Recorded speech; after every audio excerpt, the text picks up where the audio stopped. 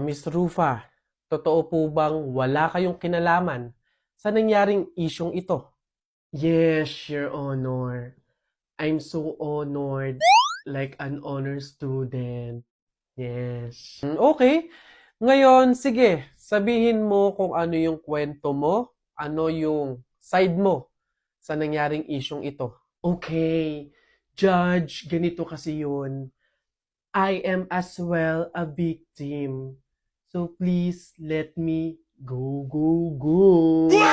Ngayon, meron ba kayong gusto sabihin sa mga sumusuporta sa inyo, sa mga followers ninyo, sa mga fan ninyo?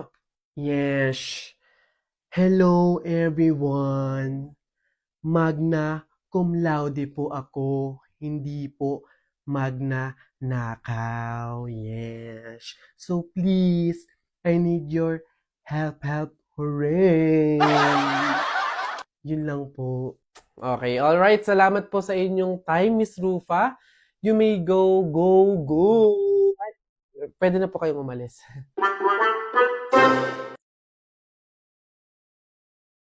Teacher, may tanong po ako sa'yo kung talagang matalino ka sa math.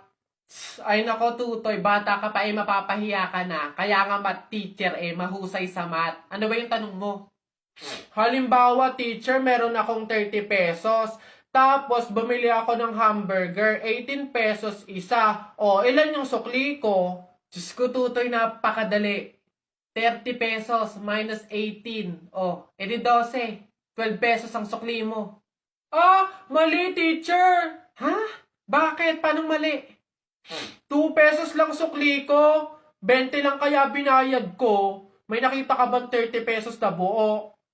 Bola. Talaga ba? Shucks, nasa na ba? Uy, pre! Oh, pre, bakit? Hindi ko kasi alam kung nasa na tayo. Nawawala ata tayo. Wala naman signal. Mag-isip ka nga ng paraan paano ba tayo makakaalis dito. Ha? Paano na teka, wait. Ayun, pamahiin. Sabi kasi nila, kapag daw naliligaw, magpalit daw ng damit para daw makapunta doon sa pupuntahan. Magpalit ng damit? Sira ka, hindi pwede. Anong papalit natin? Wala naman tayong kahit anong dalang damit. Ayaw nga pala. Try kaya nating hubarin yung damit. Baka sakali, di ba sabi sa pamahiin, palitan yung damit. Since wala naman tayong dala, try nating hubarin kasi baka ito yung malas eh. Try natin. Ha? Sige. Baka sakaling effective, try natin. Ano ba yan? Malas naman, oh. O yun na pre, nakubad na tayo. Saan na tayo ngayon? Hindi ko nga Pre. Papasok na yung baby ko na yan. Punta ka na dun, dali anak. Upo ka dun sa tabi ng classmate mo. Dali.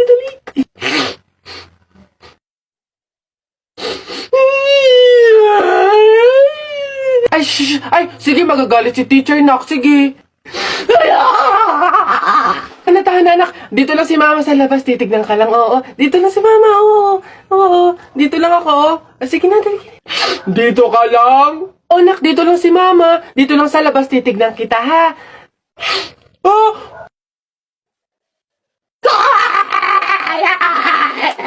Pinapahiya talaga ako. Umuwi ka nga dun. Malintil lang ka sa akin pag-uwi. Papasokin ko na lang po bukas po. Sige po. Ay, nako. Oh, hi, ganda. Anong hanap? Ito na naman sila. O, go na. Ipakita nyo na lahat ng offer nyo kahit ano Di ko din naman kasi bibilhin, so go lang. Dali, patingin. Ito naman si Ma'am Palabiro. Decision masyado. Hindi nyo naman masasabi. Ay, di ako nagbibiro, Dali na, patingin. Sayang oras eh. So, eto nga ma'am yung offer ko ay shadow. Eto, bagong labas to ma'am. 899 lang. Madami ng shades. Isang shade lang yung gusto ko Paano ba yan? Ops ma'am, di ka makakaligtas. Meron ako dito, isang shade lang. Ops, teka lang, isang shade nga gusto ko. Pero, rainbow. Meron kayong ganon? Gusto ko isang pahid lang sa talukap ng mata ko. Auto rainbow yung shade, ganon. May ganon kayo? Ganon ba ma'am? Wala po O, tamo, wala naman pala. O, ikaw, anong offer mo? Diyos ko. Ako, ma'am. Ay, nako, ito, ma'am. Offer ko sa'yo, moisturizer sa pes at sa katawan. Ako, panigurado, ma'am, magugustuhan mo to kasi pampaganda to ng balat. Ay, ganun ba? Paano ba yan, maganda na yung balat ko. Ganun ba, ma'am? Ma-enhance naman, ma'am, yung kagandahan ng balat at pampabata to lalo. Pampabata? Gusto ko na nga tumandate, tapos mamatay na. Papagamitin mo pa ako ng ganyan. Diyos ko naman. O, ikaw, ano sa'yo? Diyos ko. Ay, nako ako, ma'am. Ito ang offer ko sa'yo. Paniguradong bibilhin mo tong collagen capsule namin. Ito, ma'am, for health tsaka for refreshing. Ganon. Ay, we. Real talk? Te, parang mas kailangan mo yan. Bilhin mo na yan, ikaw na gumamit. Wala ka ng ganda, te. Parang pagod ka na mabuhay. Mas kailangan mo yan. Diyos ko, mga pinagloloko niyo talaga ako. Sige na, tawas lang naman yung bibilin ko dito. Sige. Kala mo maganda, hindi makaganda. Kala hindi maganda. Tagal naman itong sagutin, excited na ako eh. Hello, ano yun? Babe! Buti naman sumagot ka na. Ayun, so, may free time ka ba ngayon? Gala naman tayo, labas tayo, libre kita. Game? Tara! Sorry, may lakad na kami ni Eloise mamaya. Maybe next time. Ay, di sakto. Sama na lang ako sa inyo. Hello? Hello? Hello? Ay, be, tanda mo yung umalis tayo nung nakaraan. Tapos nakita mo din siya dun, di ba? Uy, oo, be. Tapos hindi ko talaga bet yung suot niya that time. Hoy, ano yung pinag-uusapan nyo? Yung umalis kami nung nakaraan. Anyways, nakita mo yung kasama niya that time. Si Jake yun, di ba? Temporary Hindi, nag-blow up okay talaga siya. Pero hindi ko na-expect kasi paano nung nakaraan na Hello, te? Uy, babe, kumusta? Napatawag ka? Papasama sana ako sa'yo today. May bibilihin lang naman ako. True ba? Aayain mo ako lumabas? Yeah. Wala kasi si Athena eh. So, wala akong makakasama ngayon. Sige. Go lang. See you. Hello, Eloise? Eto na, patapos ako mag-ayos. See you. Sorry, wag na pala. Free na kasi si Athena ngayon eh. So, masasamahan niya na ako. So, hindi na tayo tuloy ngayon. Maybe next time na lang.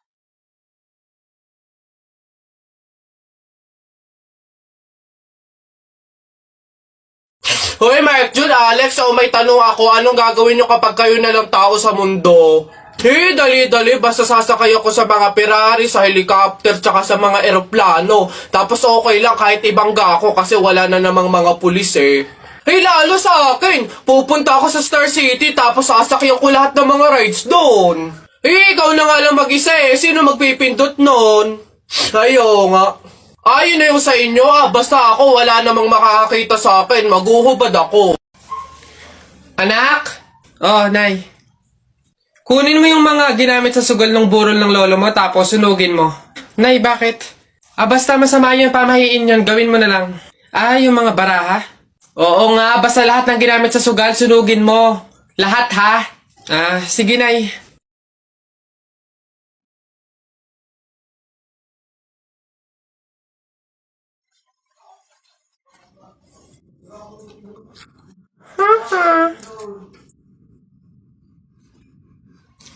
Nasaan yung mga pera dito? Yung mga pinanalo pong pera dun sa sugal ng burol. Sinunog ko na rin po na kasi sabi nyo nga po sunugin ko yung mga ginamit sa sugal eh. Ha? Bakit mo sinunog? Buti naman anak, makakalipat na tayo ng bahay. So nga, Nay, buti na lang makakalipat na tayo sa mas maayos na bahay. Pero Nay, may tanong ako, bakit ang daming nagsasabi na pamahiin daw kapag daw lilipat ng bahay at paalis na, wag na daw lilingon dun sa bahay na yun kasi may mangyayari daw masama? Bakit kaya? Nak, bakit mo ba natanong? Nay, gusto ko sanang lumingon para masulyapan yung bahay natin. Syempre, tagal na din naman natin tumira dyan, kaya napamahal na rin tayo. Bago man lang tayo umalis sana, Nay, masulyapan ulit kahit saglit.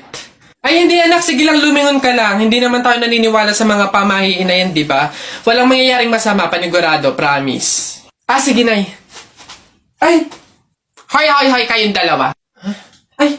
Ano? Ganon-ganon na lang yun? Aalis na kayo agad, ha? Hindi nyo pa nga tapos bayaran yung upa sa bahay eh. Pati yung ilaw at tubig, hindi nyo pa tapos bayaran. Tapos aalis lang kayo, ha? 10 yung pinapakain kong anak, tapos yung asawa ko batugan pa, tapos aalis kayo, hindi kayo magbabayad. Ang kakapal na mukha nyong lahat. Hindi ako papayag. Balik! Uwi!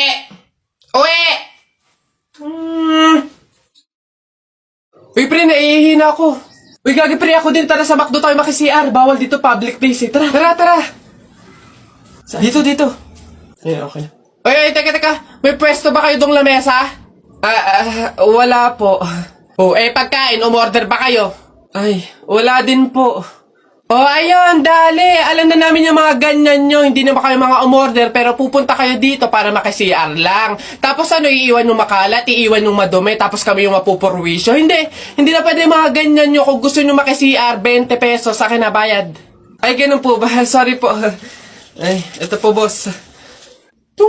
Hindi nyo na kami mauuto. O, yun sa'yo. Ha? Ay, ito po yung sa akin, ito po yung sa akin. O, pasok. Oy, teka, saan ka din pupunta? Sa CR, bakit? Sus, panigurado nakiki-CR lang din to. Again, hindi na po libre ang CR sa McDo. Kung gusto nyo, magbayad kayo ng 20. Buti nga 20 nga lang. Libre na tissue, libre na sabon, libre na tubig. Swerte nyo nga, 20. Akin na. Sorry, what? I am the manager here and who are you? Bago ka lang dito? Ay, sir, sorry. Hindi ko po kasi alam. Patay. You're fired.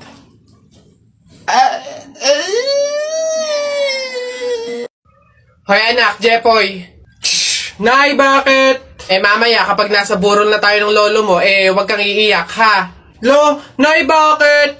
Kasi sabi daw nila, pamahiin daw yon na bawal daw umiyak kapag may burol gawa ng hindi matatahimik yung namatay. Nay, mahirap pigilan yun, si lolo yung namatay Asundin mo na lang, basta pag andun na tayo sa burol ng lolo mo, wag kang iiyak. O, sige. Lo, paalam na. Nandito po yung apo nyo, si Jepoy.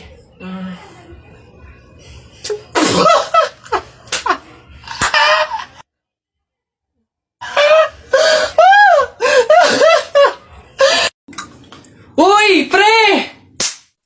Oh, ano na naman? Eto na nga, pre, ikikwento ko. Naniniwala ka ba sa mga pamahiin? Ba hindi ako papaloko sa mga ganyan, mga pang-uto-uto lang yung mga pamahiin na yan. Ay nako pre, ngayon, kailangan mo nang maniwala. Bakit naman? Anong mangyayari kung hindi ako sumunod sa pamahiin na yan? Ay nako pre, hindi mo na iitanong. Nung hindi ako sumunod dun sa pamahiin na yon, may nangyari sa aking masama. Ay ano yun? Ano nangyari? Hindi ko kasi sinunod yung pamahiin na kapag nakabasag ka ng pinggan, wag na wag kang lilingon kasi tsak na may mangyayari sa yung masama. Na-experience ko, may nangyari talaga sa akin. Bawal lang talaga sabihin Kaya, mas mabuting sundin mo na lang. Ayan, daya naman. Ba't hindi pwedeng sabihin? Pero sige. Ano yung pamahiin? Pag nakabasag ako ng pinggan, wag akong titingin sa likod kasi may mangyayari sa akin masama. Sige, noted. Susundin ko yung pamahiin na yan. Nay, anong ulam? Ay, nabasag ko yung pinggan. Huwag titingin sa likod, pamahiin yun. Masama yun, may mangyayari sa yung masama. Huwag kang titingin. Teka lang. Paano kung inuuto lang ako nun? Paano kung hindi naman totoo yung mga pamahiin na yan? Diyos ko po, hindi ako papaniwala sa mga ganyan. Ay! Sorry po! Ikaw na bata ka, humanda ka talaga sa akin. Kasal ko pa yan, tapos binasag mo lang? Ha? Pasok! Garote talaga yung aabutin mo sa akin! Pasok! Magtanda ka ngayong bata ka! Kaya pala bawal lumingon. May mangyayari ang masama. Maglalayas ako, sakit-sakit ang palo nyo. Basta kahapon, pumunta ka. Aray! Nakagat ko yung dila ko, ang sakit! Hala! Bigay ka ng number, bilis! Ha? Number 4. A, B, C, D. Hala, letter D. Ibig sabihin, iisip ka ni letter D. Si Dodong yan yung crush mo? Nay!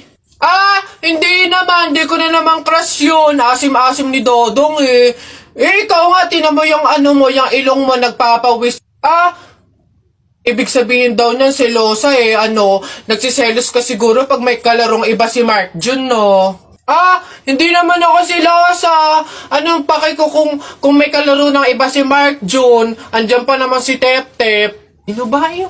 Hay, kaya ano yung mga pinag-uusapan ninyo? Kababata pa'y kumikiringking na kayo, ha? Ni hindi pa nga ata marunong magbasa't magsulat lumalantod na. Uy!